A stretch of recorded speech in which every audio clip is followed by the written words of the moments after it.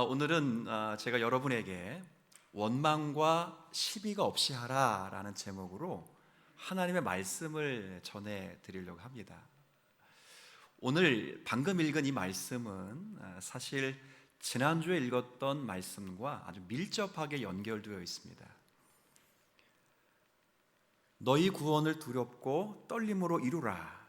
너희 안에서 행하시는 이는 하나님이시니 자기의 기쁘신 뜻을 위하여 너희에게 소원을 두고 행하게 하시나니라는 친숙한 말씀을 저희들이 고찰하면서 이 말씀의 본질이 무엇인지 함께 나누었습니다. 이 말씀의 본질은 이와 같습니다. 하나님은 너희를 위하여 일하심으로 지금 너희의 현재의 모습을 만들어내셨다. 사죄, 칭의, 새 생명의 은혜를 주셔서 지금 하나님의 자녀라는 너희의 모습을 만들어내셨다. 그리고 지금도 하나님은 너희를 위하여 일하신다.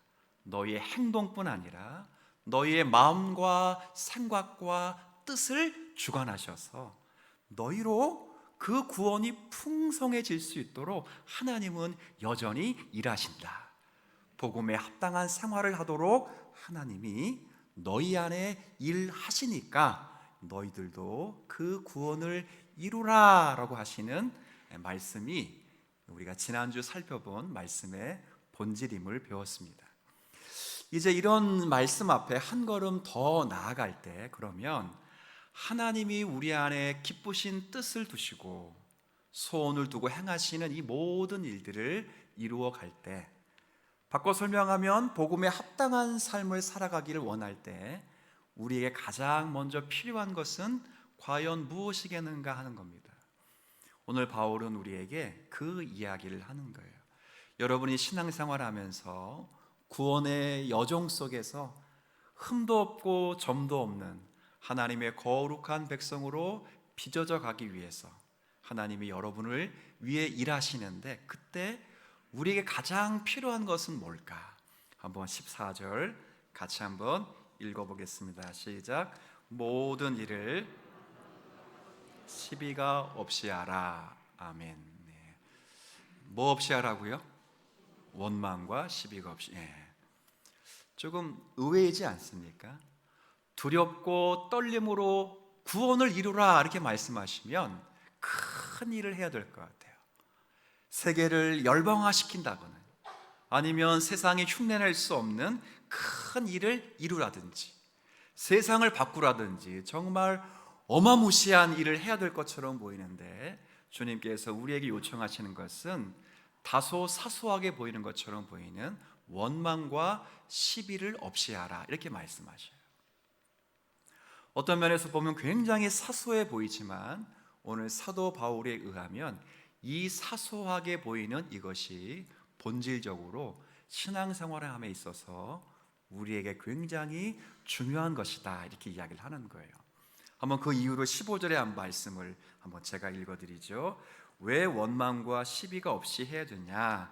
왜냐하면 너희가 흠이 없고 순전하여서 어그러지고 거스르는 세대 가운데서 하나님의 흠없는 자녀로 세상에서 그들 가운데 빛돌로 나타내기 위함이라 이렇게 되어 있어요. 왜 우리가 원망과 시비가 없어야 하는가? 그건 하나님이 우리를 흠없고 순전한 자녀가 되게 하시기 위해서, 그리고 이 세상에서 하늘에서 별처럼 빛나는 그런 자녀로 삼기 위해서 우리는 원망과 시비를 없이 해야 된다, 그렇게 이야기를 하는 거예요. 우리가 이 땅을 살아가면서 하나님께서 지금도 우리 안에서 행하시거든요. 여러분을 사죄, 칭의, 새 생명의 은혜를 주실 뿐 아니라, 그래서 현재의 모습으로 여러분을 만들어 주셨을 뿐 아니라 장차 구원의 큰 영광을 누릴 수 있도록 하나님이 거룩한 목적을 위해서 지금도 일하고 계셔요. 그때 우리에게 필요한 것이 뭐냐? 단 한 가지입니다. 한번 오늘 제목을 같이 한번 고백해 주시겠어요? 시작. 원망과 시비가 없이 하라. 아주 간단한 거예요. 이 먼 것도 아니고 무거운 것도 아니고 막중한 것도 아니에요. 멋있어 보이는 것도 아니에요. 신앙의 여정, 구원의 서정에 있는 성도들이 늘 기억해야 될 것은 원망과 시비를 없이 하는 거예요. 그래서 오늘은 이 원망과 시비가 없다는 말의 의미가 무엇인가 하는 것과 원망과 시비가 없으려면 우리가 어떤 자세를 가지고 있어야 되는가, 이 두 가지 사실을 염두에 두고 말씀을 여러분에게 전하려고 합니다. 도대체 여기서 나오는 원망과 시비라는 것이 무엇인가 그럴 때, 이 원망과 시비는 사실은 하나님의 백성들끼리 서로 하는 것이 아닙니다. 이 원망과 시비는 누구에게 하는 것이냐면 하나님께 하는 것입니다. 오늘 문맥에 그렇습니다. 하나님이 너희 안에 소원을 두고 하신다. 그래서 거룩하고 흠이 없는 자녀로 만들어 가신다. 그 거룩하고 흠이 없는 자녀가 되게 하셔서 이 세상에서 하늘의 별처럼 빛나게 하시기를 원하신다.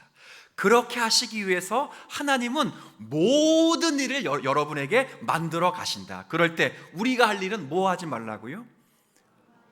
그럼 이건 이 원망과 시비는 누구에게 하는 것입니까? 지금 하나님께 하는 거예요. 신앙생활 하면서 성도들끼리 원망과 불평을 털어놓지 말아라, 이게 하는 게 아니라 우리 마음속에, 우리의 삶 속에 구원의 깊은 은혜를 만드시기 위한 하나님의 일하심 앞에서 하나님께 원망과 불평을 하지 말라는 거예요. 이건 사실은 이스라엘 역사를 돌아볼 필요성이 있습니다. 사도 바울이 여기서 원망과 시비라는 용어를 쓴 것은 사실은 이스라엘 고대 역사를 회고했기 때문에 그렇습니다. 이스라엘 역사 가운데 하나님께서 당신의 백성을 선택하시고 자녀를 삼아 주셨는데, 이렇게 선택하시고 자녀 삼으신 데에는 특별한 이유가 있었습니다. 신명기 7장 7절과 8절 앞부분의 말씀을 같이 한번 읽어 주시겠습니까? 여호와께서 너희를 기뻐하시고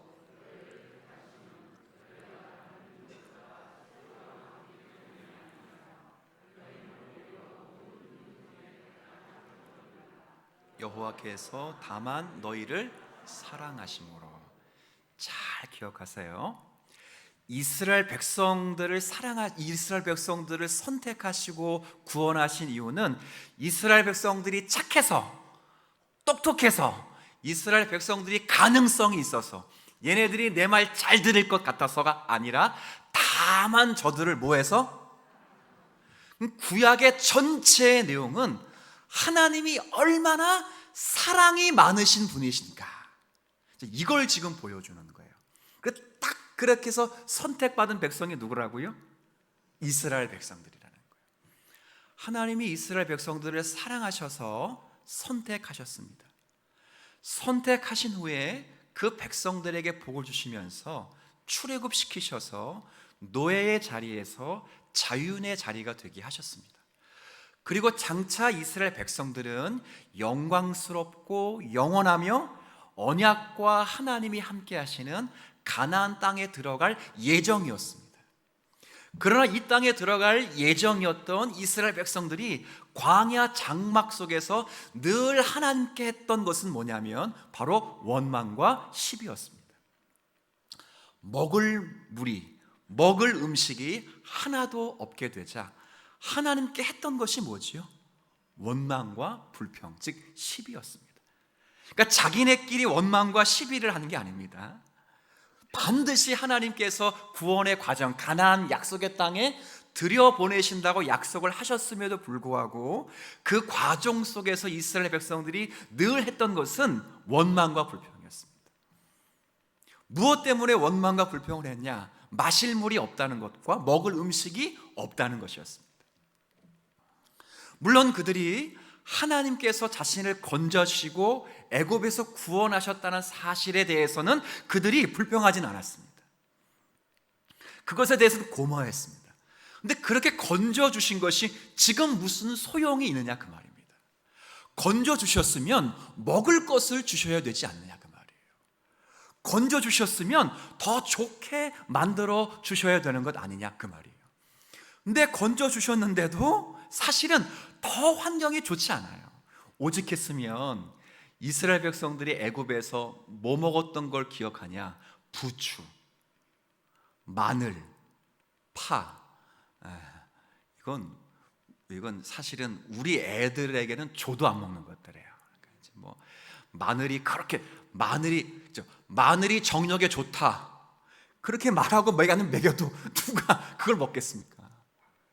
애들이 파를 하도 안 먹어가지고 파처럼 생긴 파프리카를 줘도 절대 안 먹습니다. 오직했으면 이런 것들을 이스라엘 백성들이 생각했었냐 그 말입니다. 하나님이 건지셨으면 좋게 만들어야지. 하나님이 건지셨으면 애굽보다는 더 형통하게 만드셔야지. 그런데 애굽의 삶보다 훨씬 비참하니까 하나님이 우리를 구원하신 것이 맞냐라고 말하면서 했던 게 늘 뭐라고요? 원망과 시비였다는 겁니다. 그러고 하지 말라는 겁니다. 지금 사도 바울이 그 사건을 다시 소환해서 이스라엘 백성들의 사건을 소환해서 지금 빌립보 교회 성도들의 교훈하는 것도 다른 것이 아닙니다. 하나님이 너희를 이미 출애굽시켰다. 그리고 장차 반드시 가나안 땅에 들어갈 것이다. 역사를 알아요.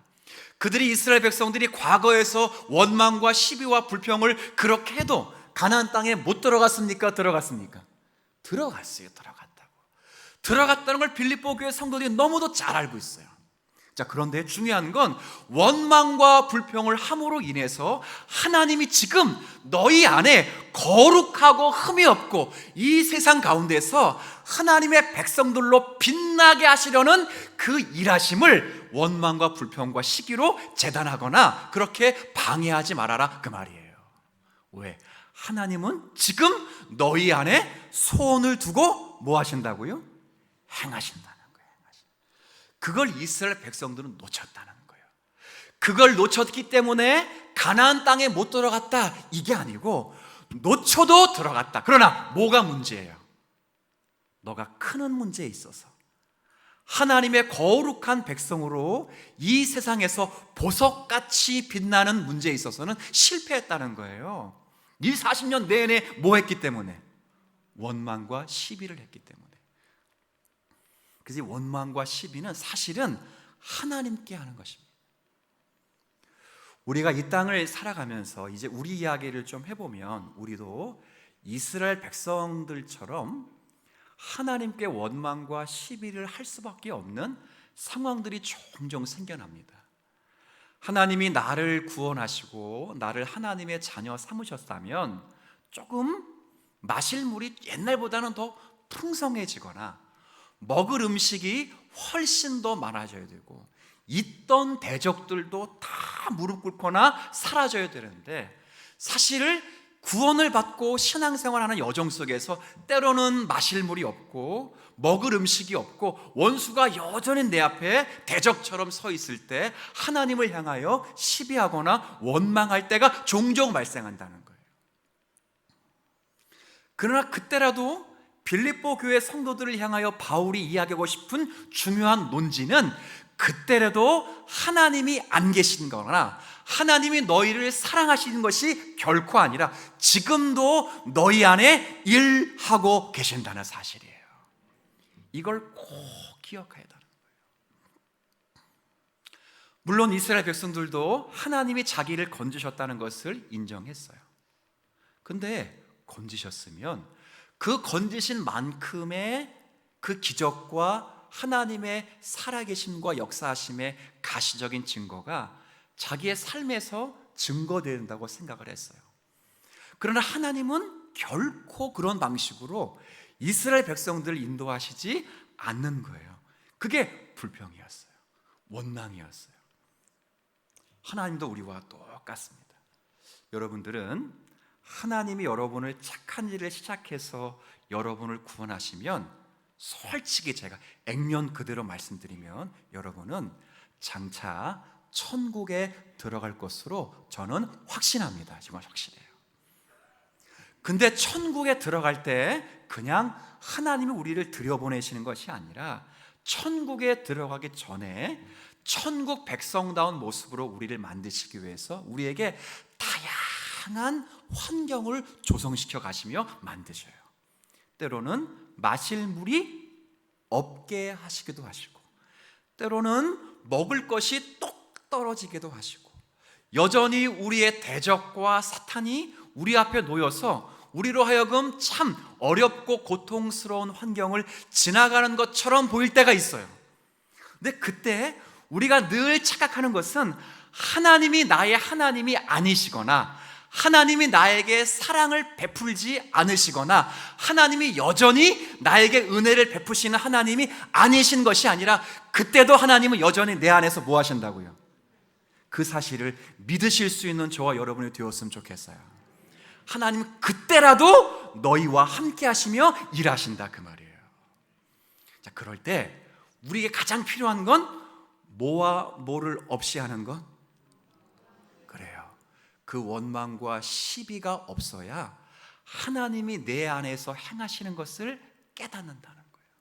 그리고 그 깨달음이 있을 때 거기서 하나님이 베푸신 기사, 하나님이 살아계시는 역사적인 증거, 뭐 이런 기적에 만족하는 신앙이 아니라 이제 믿음을 하나님이 살아계시고 하나님이 여전히 이스라엘 백성들을 구원하시고 선택하신 이유가 아까 신명기 7장 8절 앞부분에 다만 저들을 뭐하심으로 사랑하신다는 그 사실 앞에 감복될 수 있는 성도가 되기를 원하시는 거예요. 그렇죠? 옮겨가시는 거예요. 옮겨가시는 거예요. 10가지 재앙이 늘 반복되거나 장자들이 날마다 죽거나, 그렇죠? 홍해바다가 날마다 삶 속에서 갈라지거나, 그런 방식으로 우리가 하나님이 우리 나를 사랑하신다는 것으로 재현되거나 반복되는 것이 아니라 더 이상 그것은 감추어 두시고, 이제는 지금도 내 안에서 하나님은 살아계시고 내가 고통과 어려움의 현실 속에 있을지라도 하나님은 여전히 내 안에서 역사하시는, 나를 지극히 사랑하시는 하나님이시로구나. 그 하나님께 우리의 믿음을 고정할 수 있도록 하나님은 지금 내 안에 일하시고 계신다는 거예요. 여기서 여기로 넘어가기 위해서는 원망과 시비가 없어야 되는 거예요. 여기서 천국 가거나 여기서 천국 가는 문제가 아니고, 이 세상에서 정말 하나님이 여러분을 목적하시는 것은 나중에 천국 보내는 것이 아니라 이 세상에서 하늘의 별처럼 빛나는 존귀한 종. 여러분, 이 세상에 어떻게 하나님의 별처럼 빛날 수 있어요? 기적을 베풀어서, 돈 많이 벌어서, 병든 것에 나아서, 이런 것들은요 이슬람 교회에서도 일어나고 불교에서도 일어나고 힌두교에서도 일어나는 거예요. 예수를 믿지 않는데 다 일어나는 거예요.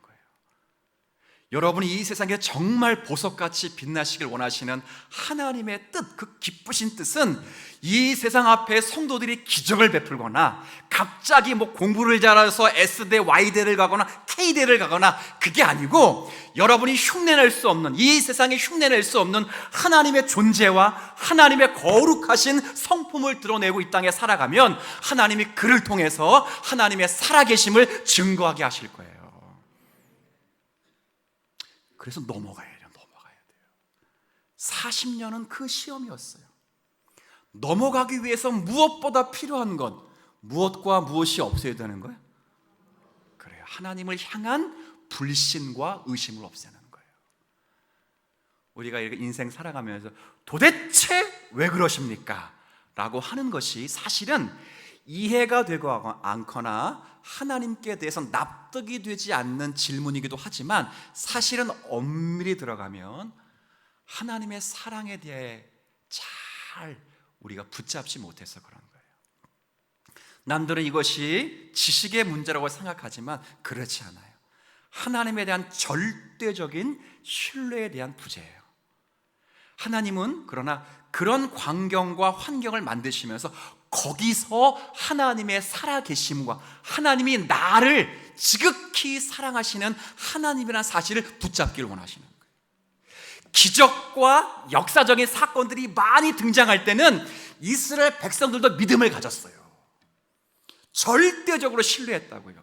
근데 이스라엘 백성들이 신뢰하지 못하고 원망과 불평을 할 때는 하나님의 기사가 끊어진 것처럼 보일 때, 먹을 음식이 뚝 떨어지는 것처럼 보일 때, 마실 물이 한 방울도 없는 것처럼 보일 때, 그때 네가 정말 하나님이 너를 사랑하시고 이런 어려움 속에서도 너를 만들어 가시며 장차 약속하신 땅, 언약의 땅, 가나안 땅에 들여보내실 수 있는 하나님이신 줄 믿을 수 있겠느냐 묻는 거예요. 그때 내가 그 하나님을 절대적으로 신뢰하면 우리의 신앙이 한 걸음 성숙하는 거예요. 아주 중요한 것을 이제부터 살필 건데, 그러면 우리의 신앙생활에 있어서 원망과 시비를 없이 하려면 우리가 무엇을 해야 되는가? 뭘 붙잡아야 되는가? 다른 거 아닙니다. 하나님의 살아계심과 하나님의 성품, 특별히 하나님이 나를 사랑하시는 아버지이시라 하는 것을 끊임없이 붙잡고 상고해야 됩니다. 우리가 어떻게 느끼든, 여러분이 어떤 감정을 가지든 상관없이 하나님은 지금도 살아계시고 존재하시며 우리를 사랑하시는, 그리고 우리 안에서 여전히 행하시는 하나님이신 줄 믿으실 수 있어야 합니다. 필립 얀시라는 분이 계셔요. 기독교 저술가이자 풍성한 사상가이신 이분이 그의 책 가운데 하나에서 이런 이야기를 한 적이 있습니다. 모든 관계에는 가까워지는 시기가 있고 멀어지는 시기가 있다, 이렇게 표현했어요. 이게 맞아요. 사람과의 관계도, 심지어는 부부와의 관계도 가까워지는 시기가 있고 또 소원해지는, 멀어지는 시기가 있어요. 돈도 마찬가지예요. 여러분 인생 가운데 우리가 돈과 관련해서 몇 번의 기회가 있다고 하잖아요. 가까워질 때도 있고 멀어질 때가 있어요. 모든 게 다 마찬가지. 이제 그러면서 필립 얀시가 뭐라고 말했냐면, 하나님과의 관계에서도 가까워지는 시기가 있고 멀어지는 시기가 있다는 거예요. 근데 이때 멀어지는 시기는 마치 추가 다른 한쪽 방향으로 지향성을 갖는 것처럼 정말 하나님이 멀게 느껴지는 그런 시기가 찾아올 수 있다는 거예요. 이건 지극히 당연하다는 거예요. 근데 그때 명심할 것을 이야기해요. 그럴 때 한 가지 반드시 기억할 것은, 하나님이 진짜 나와 멀어진 것이 아니라 멀어진 것 같은 시기를 통해서 나를 성숙시키고 성장시키시는, 한 번만 따라해 볼게요. 테스트, 시험이라는 거예요. 유혹이 아니라 시험이래, 시험. 그 시험을 잘 통과해야 된다는 거예요. 우리도 마찬가지입니다. 우리에게 정말 많은 어려움과 고초가 우리 가운데 있게 될 때 그런 이야기를 많이 할 수 있어요. 구약의 인물에 보면 예수님 다음으로 하나님과 아주 긴밀한 관계를 유지하고 있었던 사람을 꼽으라 그러면 저는 어김없이 다윗을 꼽습니다. 다윗은 하나님과의 아주 절대로 가까운 이 관계를 유지했던 사람이에요. 그죠?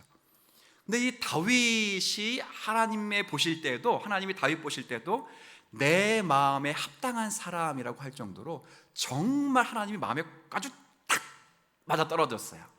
근데 이 다윗도 가끔 신앙생활하면서 하나님의 임재의 부재감을 느끼고 하나님을 향하여 원망하며 불평했던 때도 많았습니다.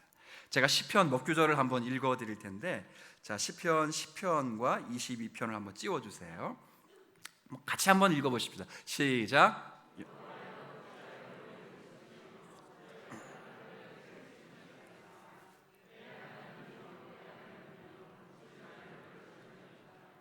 어찌하여 나를 멀리하여 돕지 아니하시오며 내 신음소리를 듣지 아니하시나이까. 그렇죠? 반복되는 표현은 어찌하여요. 어찌하여 나에게 숨어 계십니까? 어찌하여 나를 버리셨습니까? 어찌해서 내 기도에 응답하지 않았습니까? 원망과 불평이 가득한 거예요. 근데 이때 물어보지요. 정말 하나님이 다윗을 떠나신 것입니까? 아니에요. 다윗을 떠난 것이 아니라 다윗이 하나님과의 관계가 멀어진 것처럼 보이는 거예요. 근데 이때 아까 필립 얀시의 말씀처럼 하나님이 우리를 시험하시는 테스트예요. 다윗은 이 시험에 통과해서, 여러분 22편 아까 1절을 읽었잖아요. 근데 22편 다음이 몇 편이죠? 23편. 모든 신앙인이 다 좋아하는 시예요. 한번 첫 1절만 시작. 여호와는 나의 목자시니 없으리로다. 믿으십니까? 그 4절은 뭐예요? 4절은 그 중간에 주께서 나와 함께 계심이라. 오늘 찬양 가사리 때 주가 보이지 않아도 주님은 나와 함께 하십니다. 최소한 그 성가대는 아멘 해야 될 거 아니야. 본인들이 불러놓고. 찬양의 핵심은 가사에 대한 정확한 이해잖아요, 그죠? 하나님이 나와 함께 계신다는 거예요. 22편에는 어찌하여 나를 버리셨습니까? 어찌하여 내 기도에 응답하지 않습니까? 23편에는 여호와는 나의 목자시니 내게 부족함이 없으리로다. 내가 사망의 음침한 골짜기를 다닐지라도 해를 두려워하지 않을 것은 주께서 나와 함께. 그 시험을 통과한 거예요. 그래서 이스라엘 백성들이 기사와 이적이 있을 때 하나님을 믿는 것을 넘어서, 다윗에겐 기사가 이적이 없을지라도, 하나님이 살아계신 증거가 그에게 보이지 않을지라도 하나님의 존재와 하나님이 나를 사랑하신다는 그 속성 자체로 만족하는 신앙. 그럴 때 하나님이 그를 통해서 하나님의 의로운 나라를 세워가시는 거예요. 이게 하나님이 오늘 우리에게 목적하시는 그 내용이에요. 우리가 이 땅 살아가면서 우리도 마찬가지입니다. 하나님은 저와 여러분을 떠나신 적이 없어요. 단 한 번도 여러분과 저를 떠나신 적이 없어요. 야곱에게 주신 말씀을 기억하세요. 사기치고 도망간 놈이에요. 근데 단순히 하나님은 그를 선택했기 때문에 뭐라고 말씀하시냐면, 베델에서 뭐라고 말씀하시냐면, 내가 너에게 약속한 것을 성취하기까지 너를 떠나지도, 그 다음 버리지도 아니할 것이다. 그렇게 말했어요. 단 한 번도 야곱이 하나님이 살아계신다는 증거가 눈에 보이지 않아서 야곱이 하나님을 원망하고 불평할지라도 하나님은 단 한 번도 야곱을 떠나거나 버리시지 않았어요. 우리도 똑같아요. 그런데 놀라운 건 우리에게도 원망과 시기가 찾아온다는 거예요. 그렇죠? 원망과 시비하고 원망하고 불평할 수밖에 없는 누구에 대해서. 지금 우리끼리 얘기하는 거 아니에요. 우리끼리 싸우지 말아라, 그 얘기하는 게 아니고, 하나님이 나를 구원의 완성의 자리에 이르기까지 이 모든 일은 하나님이 기뻐하시는 모든 일이에요. 내가 헤아릴 수 없는 거예요. 생각할 수 없는 모든 일이에요. 그게 건강의 쇠약이든 사업의 실패든 자녀의 형통이든 자녀의 불통이든 우리의 삶에 살아가는 모든 일을 통해서 하나님 우리의 구원을 만드실 수 있는 전능하신 하나님이세요. 그런데 그게 내가 보기에는 하나님이 안 계신 것처럼 보이는 환경 속일지라도 하나님은 그 환경에서도 우리의 구원을 만드실 수 있는 사랑하시는 아버지라는 거예요. 그러니 뭐 하지 말라고요? 하나님을 불신하지 말라는, 맞아요. 하나님을 의심하지 말라는. 의심하는 동안 천국에 못 들어간다는 것이 아니라 의심하는 동안 네가 성장할 수 없다는 거예요. 천국엔 들어가나 세상에서 하늘의 별처럼 빛나는 주님의 백성으로는 살아갈 수는 없다는 거예요. 뭐 어느 정도 이해가 되시면 끄덕끄덕이라도 좀 하시면 좋겠어요.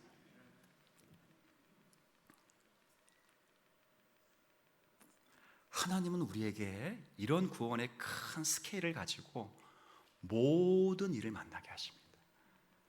그럴 때 답답하고 고통스러운 현실이 우리 가운데 찾아오면 여러분이 꼭 기억하실 것은 아까 야곱이 하신 말씀 기억하셔야 돼요. 내가 너를 떠나지도 버리지도 아니한다. 그렇게 말씀하셨어요. 근데 이렇게 말씀하진 않았어요. 내가 너를 떠나지도 버리지도 아니할 것이다 라고는 말씀했지만 네가 항상 나의 임재를 느끼게 될 것이다 이렇게 말하지는 않았어요. 이거 분별할 줄 아셔야 돼요. 하나님이 여러분을 떠나거나 버리진 않지만 여러분이 살아가시는 1년 365일 평생 동안 단 한 번도 하나님이 이 살아계시거나 하나님이 역사하시거나 이것에 대해서 늘 느끼지 못할 때, 그럴 때는 없다는 거예요. 말이 지금 잘못 나간 것 같아요. 하다 보니까 하나님의 부재를 느낄 수도 있다는 거예요. 하나님이 멀리서 하나님이 계시지 않는 것 같은 상황이 만들어질 수 있다는 거예요. 그러나 그때는 하나님이 안 계시거나 하나님 너희를 떠나시거나 너에게 사랑을 베푸지 않는 것이 아니라 너를 지금 한 번만 더 따라합시다. 만드신다는 거예요. 만드신다는 거예요. 우리가 하나님의 임재를 느끼지 못할 때, 샤키나라고 하는 임재를 느끼지 못할 때 각각의 사람들이 영적인 슬럼프에 빠지게 됩니다. 그럼 대부분 나오는 것이 도대체 왜? 라고 하는 하나님의 사랑에 대한 의심입니다. 이건 사실은 지식의 문제가 아닙니다. 여러분이 이해가 안 된다고 해서 지식의 문제처럼 치부하지만 사실은 그 본질은 하나님의 사랑에 대한 결핍입니다. 결핍에서 오는 여러분의 사랑의 의심이 튀어나오는 것입니다. 그러나 우리는 그때라도 하나님은 여전히 우리 안에 계실 뿐 아니라 우리 안에서 일하고 계신다는 사실을 이해하실 수 있어야 됩니다. 욥이 이 사실을 꽉 붙잡았어요. 욥이 왜 불평을 안 했겠습니까? 왜 시비가 없었겠습니까? 그러나 욥은 이 사실 앞에서 내가 앞으로 가도 하나님이 아니 보이시고 뒤로 가도 하나님을 만날 수 없다. 왼쪽에서 일하시는 듯해서 하나님을 찾으니 안 보이시고 오른쪽으로 돌이키시나 하나님을 만날 수 없다. 그러나 내가 가는 길 오직 그가 아시나니 나를 단련하신 후에는 내가 정금같이 나아오리다. 그 고백만큼은 가지고 있었어요. 이건 나를 성숙시키시는 신앙이다. 모든 환경은 내가 헤아릴 수 없다. 그러나 한 가지 확실한 건 지금도 하나님은 내 안에서 역사하신다는 거예요.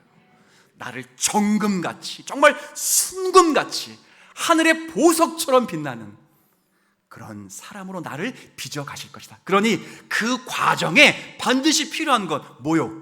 원망과 시비가 없는 거예요. 시비가 없는 거예요.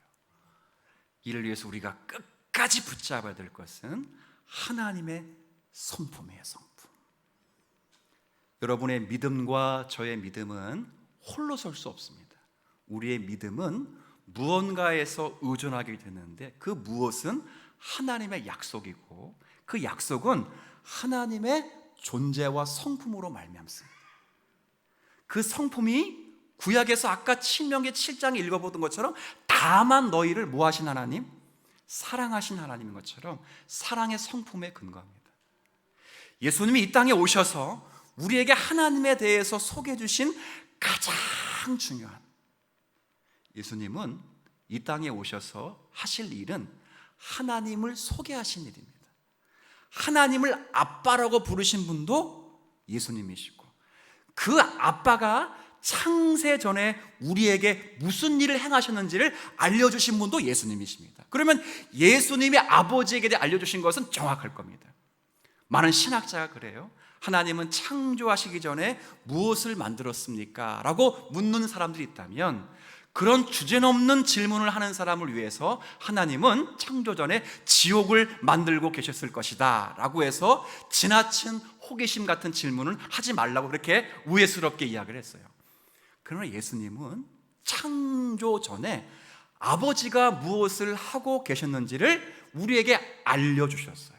요한복음 한번 17장 말씀 27절 다 같이 한번 읽겠습니다. 시작. 아버지여 내게 주신 자도 나 있는 곳에 나와 함께 있어 아버지께서 창세 전부터 나를 내게 주신 나의 영광을 그들로 보게 하시기를 원하옵나이다. 아멘.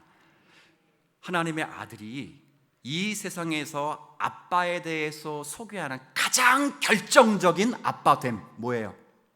사랑이에요. 우리 아빠는 뭐가 많다고? 우리 아빠는 돈이 많아. 우리 아빠는 능력이 많아. 우리 아빠는 힘이 많아. 우리 아빠는 지식이 많아. 이게 아니에요. 우리 아빠는 뭐가 많아? 사랑이 많아. 사랑이 많아. 아까 다만 너희를 뭐 했기 때문에? 그 하나님이 지금도 너희를 뭐하고 계신다고요?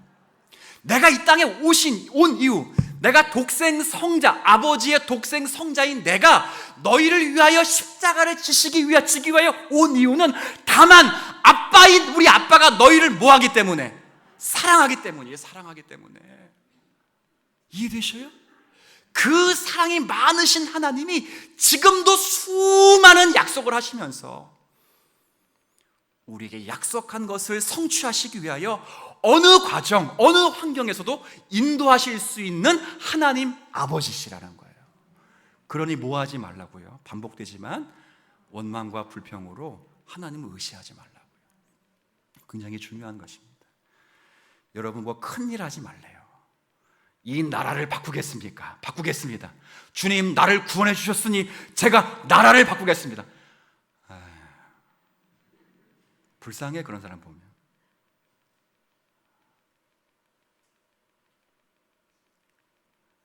여러분이 흠없고 점없는 하나님의 성품을 닮아 긍휼과 자비가 풍성하신 하나님의 은총을 닮아 이 세상에 살아가면 여러분 때문에 사람들이 변화되는 거예요.